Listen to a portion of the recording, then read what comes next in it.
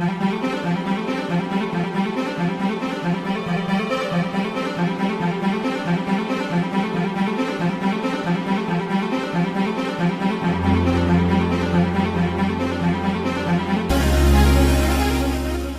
ya les petites perles, ici Kana de la Porte du Paradis pour vous parler des ships dans notre dessin animé préféré que je considère comme toxique, malsain et dont je comprends pas l'existence.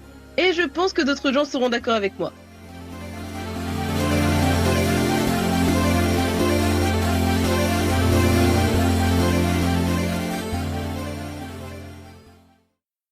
Bref, commençons par le plus évident, Kaito X Sarah.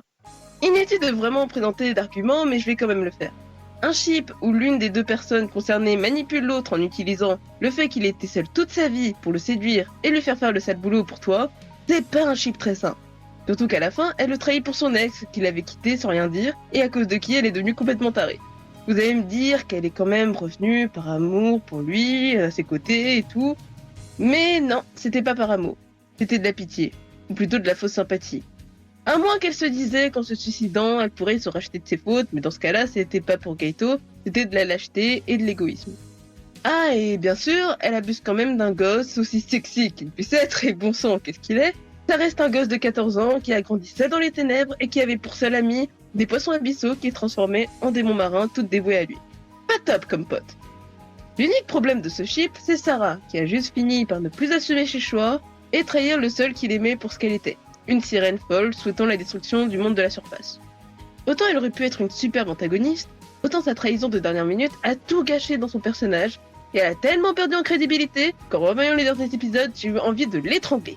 Bref, tarée manipulatrice et lâche, plus gosse ayant des peurs de la solitude et de l'abandon, qui est en plus influençable, égale mauvais ship. Ah, et j'oubliais, pas besoin de venir me justifier les actions de Sarah en mode ouais, mais c'est parce qu'elle s'est fait trahir par son grand amour, la pauvre. Comment dire que je ne pense pas que ce soit une raison suffisante pour détruire son royaume et celui de sa meilleure amie en plus, puis aller voler la clé des abysses pour manipuler un gosse afin de détruire le monde des humains, juste parce qu'il y en a un qui l'a déçu. Le ship suivant a à peu près le même problème que le précédent, mais pas vraiment. Il s'agit tout simplement de Anon X Taro. Bon, ici, le problème vient surtout d'Anon, mais je dirais qu'elle est moins pire que Sarah, dans le sens où elle est vraiment amoureuse de Taro et ne l'utilise pas à des fins personnelles. Mais elle est beaucoup trop à fond. C'est vrai qu'elle a que 14 ans, que c'est son premier amour, et vu son caractère, c'est prévisible. Mais de là à t'accrocher à son bras comme si c'était ton mec, à t'incruster chez lui, à lui donner des surnoms affectifs, et à mettre un maillot sexy pour séduire alors que c'est ton professeur, ouais. Si on compte en plus la façon dont elle est tombée amoureuse, j'ai déjà vu plus d'Azardex, mais genre, il lui donne un poisson dont il voulait pas, elle se fait dessus face à son sourire de BG de supermarché, et que par hasard, c'est son prof de musique.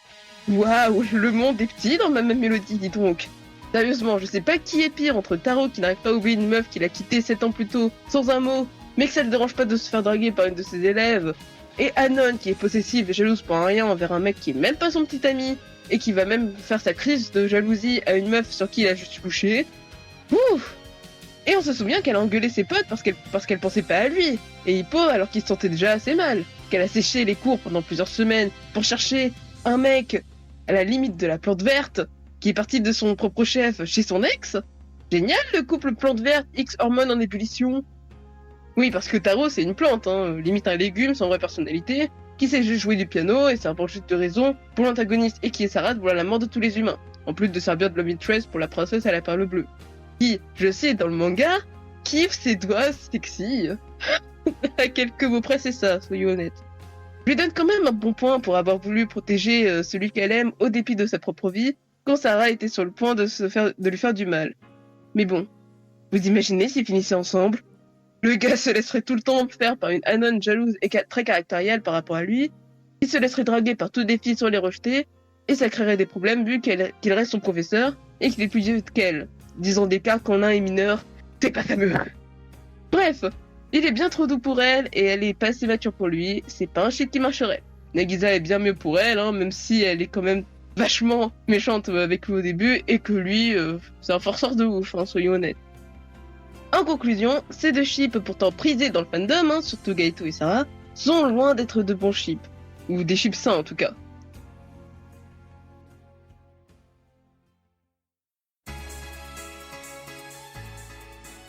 Je n'ai pas du tout été objectif, ou presque. Faut dire que je déteste Sarah, que je trouve Taro inutile et Anon insupportable par moments. Donc ce n'est que ma modeste vision de ces ships un peu remplie de haine. Ne tapez pas s'il vous plaît. On fait sûrement des vidéos pour parler du cas de Taro et Sarah, et quelques autres coups de gueule, en espérant que ça vous intéressera. Bye bye les petites perles, et on se retrouve une prochaine fois sur la porte du paradis.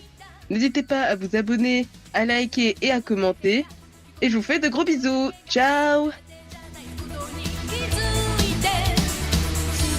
れるもの一つ増えた今なら強くなれるね傷ついてまた輝く無敵の絆感じてる誰かじゃなくて君じゃなきゃダメ切ないもの求めてる奇跡が重なれば運命に変わるみたいに疑いなんて破り捨てよう固い絆を